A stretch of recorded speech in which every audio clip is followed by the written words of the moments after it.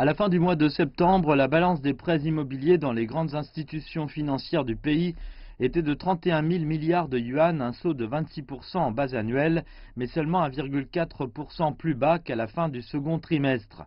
Les prêts hypothécaires aux particuliers ont aussi baissé durant la même période. Le solde comptable était en baisse de 4,6% à partir de la fin juin. Les experts pensent que le récent déclin des prêts hypothécaires est dû à un changement dans le secteur de l'immobilier du pays, mais qui n'affectera pas nécessairement la croissance économique du pays. La baisse de l'accélération des prêts hypothécaires fait écho au refroidissement du marché immobilier résidentiel et le marché va continuer à se refroidir.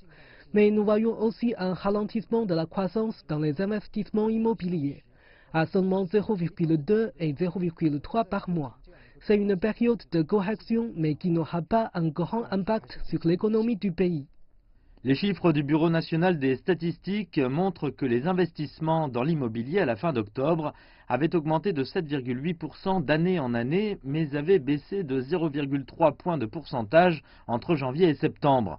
Cela reflète l'encouragement du gouvernement pour la location et non la vente.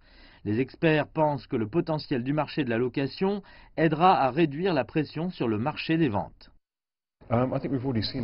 Nous avons déjà vu une augmentation en termes de prix des loyers sur 2 ans et le trimestre dernier, nous avons vu que le marché avait connu une forte croissance.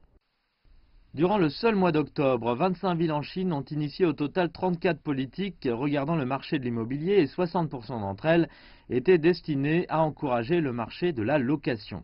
500 promoteurs immobiliers, dont Vanke et Country Garden, et même les géants du net comme Alibaba ou Jingdong, sont désormais entrés sur le marché de la location.